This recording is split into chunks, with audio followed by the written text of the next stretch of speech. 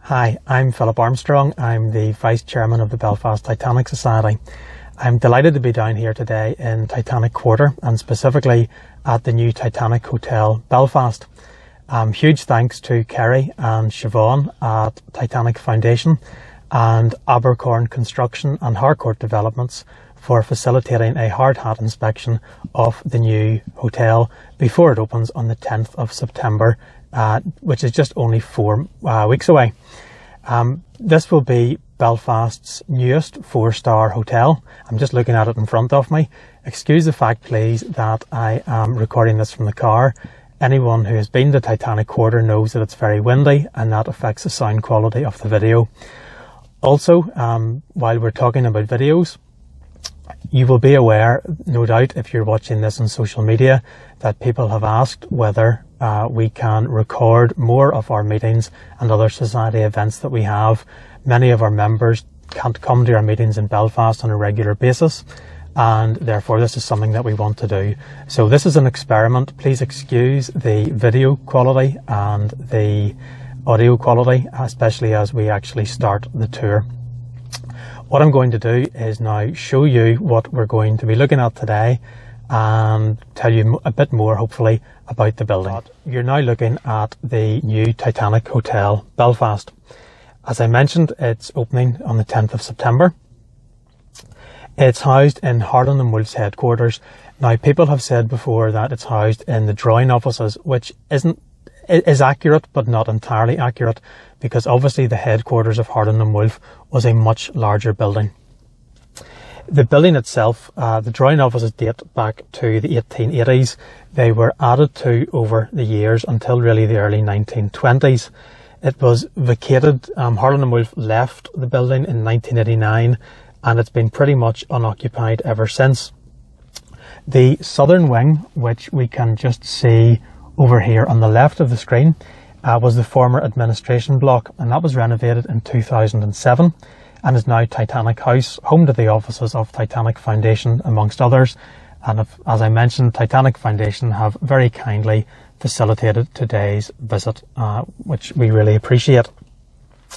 The drawing offices themselves were designed to reflect the elegance of Harland and Wolff's ships, and I suppose really create a shop window for prospective clients. Not only did the building have a design input by the same people who designed the ships, but in many areas identical materials were used in the construction. The drawing offices, for example, use the same steel as the White Star Liners Majestic and Teutonic from the late 1880s. The same craftsmen who worked in the Great Liners also provided the decorative plasterwork and joinery, the timber panelling, the floor coverings, the metalwork of the stairs. Hopefully we'll see that today. The floor tiles in the ground floor are identical to those used in Titanic's first class smoking room. Hopefully we will see a lot of the original heritage still in the building today when we look at it over the next half hour.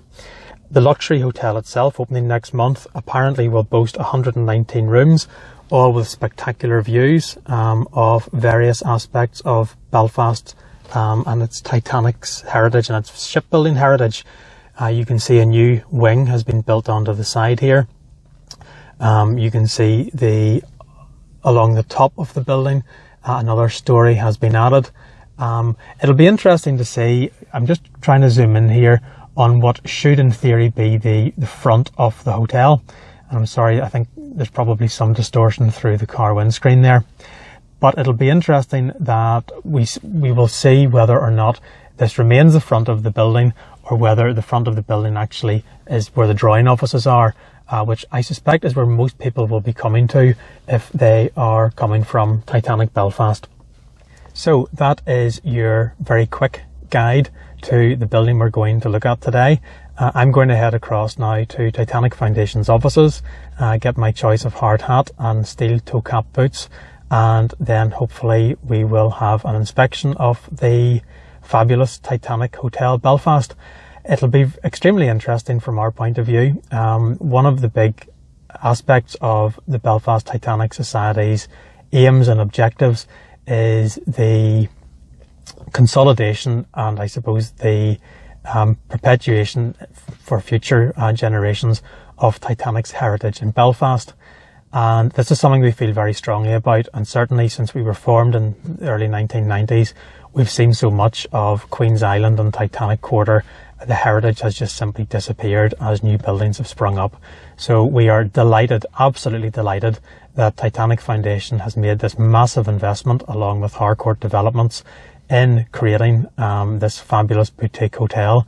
We hope it lives up to expectations. I know from photographs that we've already seen on social media a huge amount of original panel work, flooring, the staircase, all of those things are still in place.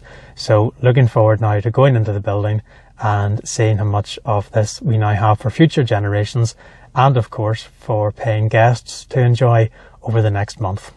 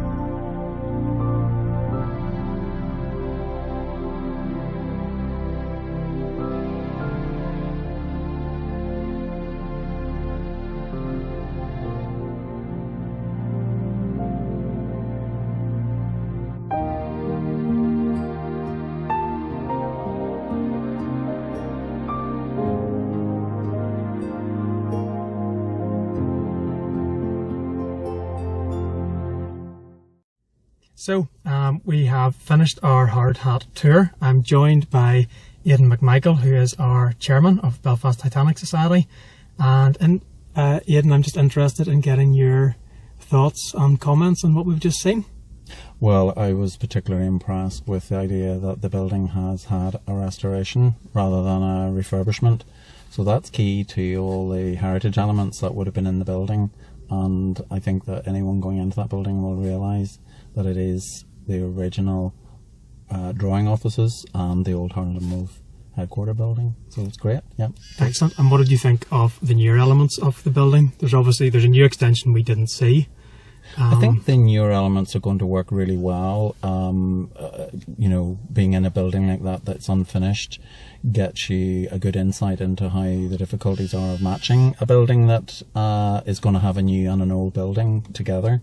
I think it's going to be a good asset. It's got a restaurant at the base and the new bedrooms appeared to integrate well with the new building. It's a glass link building to the new building, which I think ensures that the old building retains its integrity. And between the two drawing offices, there's the new glass bits as well, one of which is going to be the entrance.